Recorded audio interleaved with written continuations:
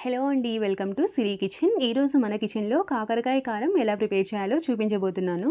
ఈ రెసిపీ మా అత్తయ్య గారి దగ్గర నుంచి నేర్చుకున్నానండి. చాలా సింపుల్గా చేస్తారు, టేస్ట్ చాలా బాగుంటుంది. పిల్లలైతే ఉట్టిదే తినేస్తారు, అంత బాగుంటుంది. సో ఇంకా లేట్ చేయకుండా ఈ సింపుల్ అండ్ టేస్టీ కాకరకాయ కారం రెసిపీ ప్రాసెస్ ఏంటో వీడియోలోకి వెళ్ళి చూద్దాము.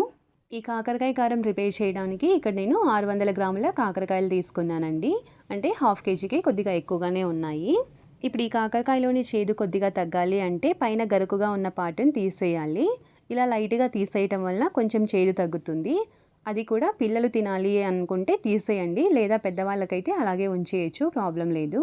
కానీ పిల్లలు ఇష్టంగా తినాలి అంటే ఈ విధంగా లైట్గా పీల్ ఆఫ్ చేసుకోవాలి. ఇక్కడ చూపిస్తున్నాను చూడండి, పైన లైట్గా గరుకుగా ఉన్న భాగాన్ని మాత్రమే తీసేసుకొని ఇప్పుడు వీటన్నింటినీ శుభ్రంగా క్లీన్ చేసేసుకొని ముక్కలుగా కట్ చేసుకోవాలి. మరీ పెద్ద ముక్కలు కాకుండా మరీ చిన్నవిగా కాకుండా ఇలా మీడియం సైజులో ఉండేటట్టు కట్ చేసుకొని తీసుకోవాలి. ఇక చూపిస్తున్నాను చూడండి, ఈ విధంగా కట్ చేసుకుంటే సరిపోతుంది. అలాగే మరీ బాగా పండినట్లయితే తీసేయండి, ఇలా లైట్గా పండినవైతే ప్రాబ్లం లేదు, ఉంచేసేయండి. ఇప్పుడు ఇందులోకి 1 టీ స్పూన్ సాల్ట్, అర టీ స్పూన్ పసుపు వేసేసి ఒకసారి అంతా బాగా కలిపి 1 గంట సేపు పక్కన పెట్టేసేయండి. అంత టైం లేదు అనుకుంటే ఒక అరగంట సేపు అయినా నాననివ్వాలి. ఇలా కొద్దిగా ఉప్పు వేసి కాసేపు పక్కన పెట్టడం వలన విత్తనాలలోని చేదు కూడా తగ్గుతుందండి. కాబట్టి విత్తనాలని తీసేయాల్సిన అవసరం లేదు. విత్తనాలు ఉంటేనే కాకరకాయ కారం టేస్ట్ చాలా బాగుంటుంది. ఇప్పుడు మూత పెట్టేసి 1 గంట సేపు పక్కన పెట్టేసేయండి.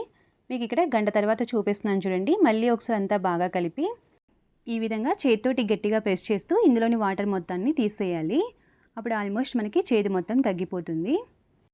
ఇలా ముక్కలలోని వాటర్ మొత్తాన్ని తీసి రెడీగా ఒక ప్లేట్లో పక్కన పెట్టేసేయండి. ఇప్పుడు ఈ కాకరకాయ ఫ్రై చేయడం కోసం ముందుగా స్టవ్ ఆన్ చేసి ప్యాన్లోకి 2 టేబుల్ స్పూన్ల ఆయిల్ వేసి ఆయిల్ బాగా హీట్ అయిన తర్వాత ఇందులోకి పోపు దినుసులు వేసుకోవాలి. 1 టీ స్పూన్ పచ్చిశనగపప్పు, 1 టీ స్పూన్ మినపప్పు, అర టీ స్పూన్ ఆవాలు, అర టీ స్పూన్ జీలకర్ర వేసి వీటిని చక్కగా ఫ్రై చేసుకున్న తర్వాత ఇందులోకి మనం ముందే కట్ చేసి పెట్టుకున్న కాకరకాయ ముక్కలు వేసి మీడియం ఫ్లేమ్లో ఒక 2-3 నిమిషాల పాటు కలుపుకుంటూ వేయించుకోవాలి. ఇప్పుడు ఇందులోకి కొద్దిగా కరివేపాకు, పావు టీ స్పూన్ పసుపు, అర టీ స్పూన్ సాల్ట్ వేసుకోండి. సాల్ట్ ఇప్పుడు సగం వేసుకోండి, మిగతా సగం వెల్లుల్లి కారం ప్రిపేర్ చేసేటప్పుడు వేద్దాము. అలాగే మనం ముందు కొంచెం సాల్ట్ వేసాం కదా, అంటే కాకరకాయ ముక్కలు నానబెట్టేటప్పుడు సాల్ట్ వేసాం కదా, ఆ సాల్ట్ ఏమీ ఉండదండి. ఇప్పుడు ఒకసారి అంతా బాగా కలిపిన తర్వాత మూత పెట్టి మధ్య మధ్యలో కలుపుకుంటూ ఈ ముక్కలు సగం ఫ్రై అయ్యేంత వరకు ఫ్రై చేసుకోవాలి. అంటే ఒక 50% వరకు ఫ్రై చేసుకోవాలి. ఇక్కడ చూపిస్తున్నాను చూడండి, ఈ విధంగా కొద్దిగా కలర్ చేంజ్ అయితే సరిపోతుంది. ఇప్పుడు ఇందులోకి 2 మీడియం సైజు ఉల్లిపాయలు తీసుకొని ఈ విధంగా చిన్నగా ముక్కలుగా కట్ చేసుకొని వేసుకోవాలి. ఉల్లిపాయ ముక్కలు ముందే వేసిస్తే కాకరకాయ ముక్కలు ఫ్రై అయ్యేసరికి ఉల్లిపాయ ముక్కలు మాడిపోతాయి. కాబట్టి సగం ఫ్రై అయ్యాక వేసుకుంటే కరెక్ట్గా సరిపోతుంది. అలాగే ఉల్లిపాయ ముక్కలు కొద్దిగా ఎక్కువగా వేయడం వలన ఈ కాకరకాయ కారం అంత చేదుగా అనిపించదనమాట. ఇలా ఒకసారి అంతా బాగా కలిపిన తర్వాత మూత పెట్టి మధ్య మధ్యలో కలుపుకుంటూ వీటిని ఫ్రై చేసుకుంటూ ఈలోపు వెల్లుల్లి కారం ప్రిపేర్ చేద్దాము. వెల్లుల్లి కారం కోసం మిక్సర్ జార్లోకి 3.5 టీ స్పూన్ల కారం వేసుకోండి. తర్వాత ఇందులోకి 1 teaspoon salt, 1 teaspoon జీలకర్ర వేసుకోవాలి. అలాగే 2 వెల్లుల్లిపాయలని తీసుకుని లైట్గా పొట్టు తీసేసి వేసుకోండి. మొత్తం పొట్టు తీసేస్తే వెల్లుల్లి కారం ముద్ద ముద్దగా అయిపోతుంది. అలాగే కొద్దిగా కరివేపాకు వేసేసుకొని వీటన్నింటినీ కొంచెం కోర్స్గా బ్లెండ్ చేసుకోవాలి. ఇక్కడ చూపిస్తున్నాను చూడండి, ఈ విధంగా గ్రైండ్ చేసుకున్న తర్వాత పక్కన పెట్టేసేయండి. ఇప్పుడు కాకరకాయ ఫ్రై చూద్దాము. ఇక్కడ చూడండి, ముక్కలన్నీ ఆల్మోస్ట్ వేగిపోయాయి కదా, ఉల్లిపాయ ముక్కలు కూడా చక్కగా వేగిపోయాయి. ఇప్పుడు ఇందులోకి 1 టీ స్పూన్ పంచదార కానీ లేదా చిన్న బెల్లపు ముక్క కానీ వేసుకోవాలి. వేసి ఒకసారి అంతా బాగా కలిపేసేయండి. పంచదార వేస్తే ఏంటంటే కాకరకాయ కారం ముద్ద ముద్దగా లేకుండా పొడి పొడిగా వస్తుంది.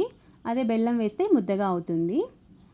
ఇలా ఒకసారి అంతా బాగా కలిపిన తర్వాత ఇందులోకి మనం ముందే గ్రైండ్ చేసి పెట్టిన వెల్లుల్లి కారం వేసేసి లో ఫ్లేమ్లో ఒక 2-3 నిమిషాల పాటు చక్కగా ఫ్రై చేసుకోవాలి. ఇక్కడ చూపిస్తున్నాను చూడండి, ఈ విధంగా ఫ్రై చేసుకున్న తర్వాత స్టవ్ ఆఫ్ చేసుకుంటే ఎంతో టేస్టీగా ఉండే కాకరకాయ కారం రెడీ అయిపోతుంది. అంతే అండి, చాలా సింపుల్గా కాకరకాయ కారం ప్రిపేర్ చేసుకున్నాం కదా. ఇలా చేసుకున్న ఈ కారం బయట పెడితే 10-15 రోజుల పాటు నిల్వ ఉంటుంది. అదే ఫ్రిడ్జ్లో అయితే నెల రోజుల పైనే నిల్వ ఉంటుంది. సో మీరు కూడా ఈ రెసిపీని తప్పకుండా ట్రై చేసి ఎలా వచ్చిందో మీ వాల్యుబుల్ ఫీడ్బ్యాక్ని నాకు కామెంట్ రూపంలో తెలియచేయండి. రెసిపీ నచ్చినట్లయితే లైక్ చేసి ఫ్రెండ్స్ అండ్ రిలేటివ్స్కి షేర్ చేయండి.